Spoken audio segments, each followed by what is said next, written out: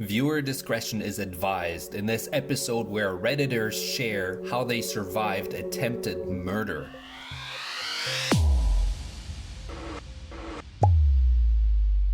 Welcome back to the Monday Show, where we explore the AskReddit subreddit. And today's question comes from this user saying, "Murder attempt survivors, what happened?" Let's jump right into it. First comment in the thread posted by the Badman 9001 says, 9 years ago, buddy got jumped at a house party. I jumped in to pull the guy off of him. Attacker ended up pulling out a knife and shanking me in the stomach before fleeing to a getaway vehicle. Police were called, caught the guy. We were supposed to come into court to point at him and be like, he did it, but the day before he pleaded guilty. No idea what happened to the guy after that or what his punishment was, but he probably didn't learn anything from the situation. Me, I feel completely fine.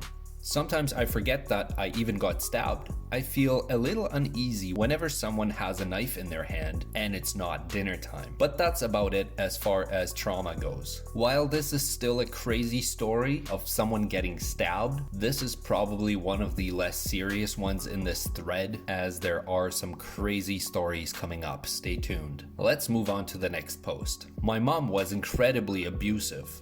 On one occasion, I was around 12 and she came into my room while I was sleeping and stabbed me in the chest with a kitchen knife, puncturing my lung. I didn't know this at the time. Obviously, this woke me up and I just rolled out of bed and ran around the house screaming. Someone on our road noticed the noise and called the police. Just before the police arrived, she started choking me and I lost consciousness. I later woke up in the hospital and, mostly, recovered. She's now in jail. This is not the only time she's tried, but it was the most dramatic and came the closest to actually killing me.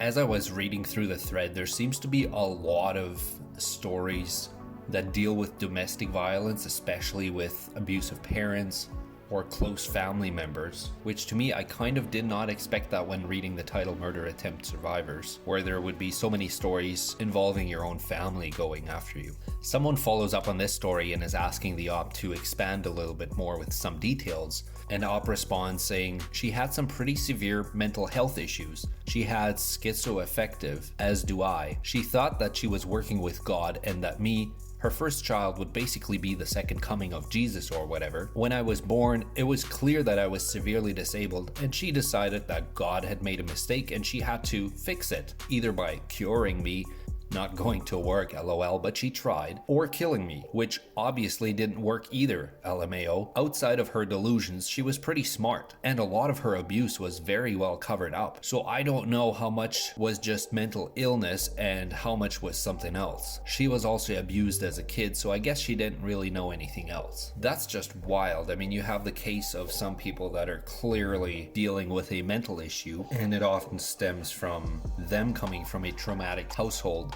But what seems crazy here in this story is that he says his mom was actually pretty smart and a lot of her abuse was well covered up. So that's where it gets really scary, because you might look at a person and have no clue what goes on in their home because outwardly they look completely normal. Here's another one. I was 17 at the time. I was wicked sick one weekend and my mother decided I needed to go to the hospital. She had been drinking all day as she was a terrible alcoholic. It turned out that I had strep throat. So they're typing out my discharge paperwork and my mother approached the desk where the nurse was sitting. Clearly stinking of alcohol, the nurse told my mother that she wouldn't be allowed to drive me home because she was clearly intoxicated. This sent my mother into a drunken rage, swearing and threatening the nurse, who told her if she left, the police would be called. My mother grabbed me and hurries me into the car. I start yelling at her about how irresponsible she is and how she is ruining her life with alcohol. This pisses her off even more. We only live less than a mile away, but my mother has taken a different route than normal. When I ask why, she just says it's the long way and she doesn't want to get caught. As we're traveling down this dark main back road, She begins speeding like crazy. We were doing at least 90 miles an hour when she looks over at me with a blank face and says, "I'm sorry." She then pulled the e-brake and cut the wheel, sending us flying off the road. The next thing I remember is sitting in the front seat of a pickup truck with an EMT shining a flashlight in my eyes along who the president was. I responded that Bill Clinton was the president, year 2000. Apparently she had crashed us into a huge rock at the end of someone's property, directly on my side of the car. Apparently I crawled over her and staggered to the door of the property to ask for help. They put us in different ambulances and we headed back to the hospital we just left. Upon arrival, the nurse my mother fought with said, "I knew you'd be back." My mother, in a drunken semi-conscious state, kept saying, "I'm sorry, I tried to kill you. I love you," over and over. She suffered several broken ribs, a broken collarbone, broken nose, and a cracked vertebrae. I had a concussion and some cuts on my face from the door window, basically exploding on impact with a rock. She was sentenced to some alcohol program through the courts and some community service. She suffered severe depression, and 6 months after this, she took her own life in another car accident. She actually asked me if I wanted to go for a ride with her that night, and I told her no, "I'll see you when you get home." That was the last thing I ever said to her. Wow, that's just wild. The second story where someone's mother actively tried to murder their own child. That's just completely crazy. And I hope the survivors are getting the help that they needed after this and are coping with what happened to them. A lot of these stories have a continuing thread of questions and answers where the op actually responds back to some commenters asking various questions. So if you'd like to read into some of these more, I'll leave a link in the description down below. Alright, here comes the last story for today. This is a bit of a long one, so bear with me. Last year, my neighbor plotted to kidnap and murder my wife and I. I was working from home one morning and heard a knock at the door at 8 a.m. I ignored it at first, hoping whoever it was would go away. After a minute of knocking, I opened the door. It was my neighbor, who I had spoken with a few times. My wife was at work and I could tell he was surprised when I opened the door and not my wife. He was expecting her to be home and not me. He noticed that I recently purchased a new car and asked if I could show it to him. He tried to walk inside, but I asked him to walk around to the garage because of COVID-19. I showed him the car and he was acting strange. Always kept one hand in his pocket. My garage is very small, so we were in close proximity to each other. He kept inching closer to me, which made me uncomfortable. He brought an opened Coke bottle filled with a tan liquid and said, "I brought you a Coke." I declined the offer. After a few minutes, he asked if he could see my gauge cluster. We walked around to the driver's side and I sat in the driver's seat to turn on the car and show him the gauge cluster. With door open, there was very little room besides the side of the car and the garage wall. After turning on the car, he pulled a large hunting knife to my neck. I immediately grabbed his wrist and slammed him back into the wall. At this point, we are wrestling between the car and the wall as I try to get the knife away from him. During this 30-second period, it seems like an absolute miracle that I was not stabbed. The blade grazed past my stomach multiple times. I was eventually able to grab the knife and force him out into the driveway. Immediately after grabbing the knife, he started saying, "What are you doing? I was just trying to show you my knife," and acting like I had just assaulted him. I was in such a state of shock that I actually started to believe him and wondered if I had overreacted. I know this seems ridiculous, but I was completely delusional at the time and did not know what his intentions were. I stood in the driveway, hands shaking, with 911 dialed on my phone, but did not make the call. He acted like nothing just happened and starts asking me questions. Really suspicious questions. "Do you have a security system?" I lied and said yes. I asked him to go home multiple times and eventually went back inside the house, but did not shut the main garage door. At this point, I needed to drive into work and started getting ready, showering, getting dressed, etc. I assumed he had just walked back home. After getting ready, I went outside and walked around the house to the garage with a can of bear mace. I searched around the garage and was worried he was still there. As I started to get into my car and leave, I saw my neighbor laying down beside some boxes in the garage, staring at me. I yelled and ran as fast as I could back to the front door and called the cops. Cops arrived quickly and my neighbor had disappeared. They searched around his house and mine but could not find him. They said they would stay in the area but were going to leave for now. My house is surrounded by woods and I have a large back porch. Frightened, I stood in the middle of the porch while holding bear mace. I looked around and noticed my neighbor hiding in the woods staring at me. I ran back inside and called the cops. Cops arrived quickly and pulled guns on my neighbor and arrested him.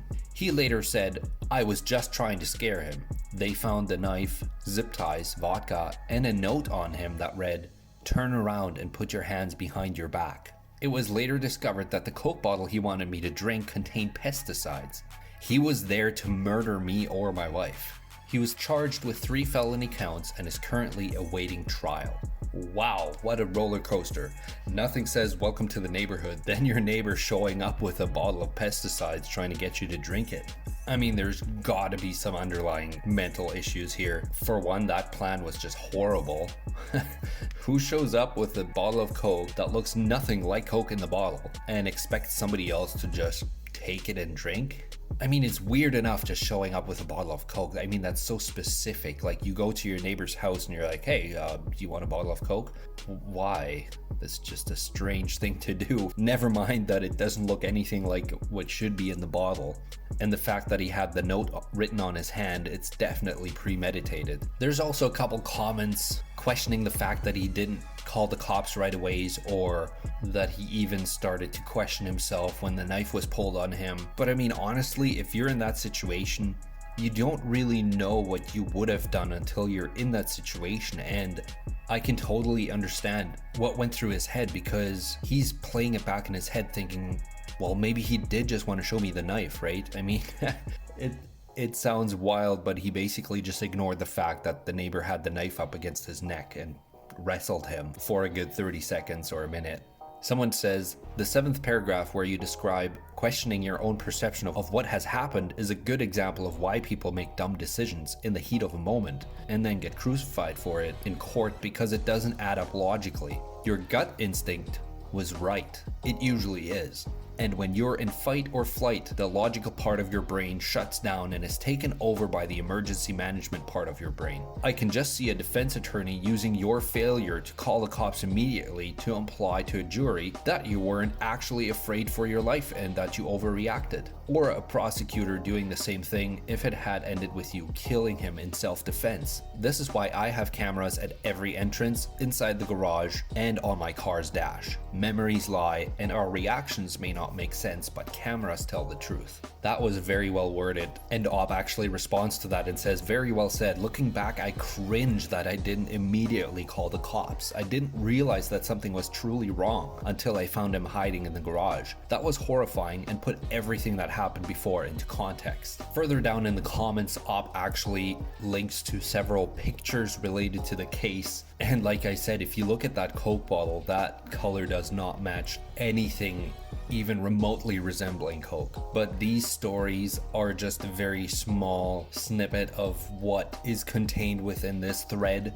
Again, if you'd like to explore it further, there is a link in the description. Feel free to check out some of the other crazy stories in this thread. But that is it for today, folks. Hope you're having an awesome Monday. If you like this episode, hit the like button. If you're subscribed to the channel, and leave a comment down below, I'll try to respond as much as possible. Thanks for watching, and I'll see you in the next video.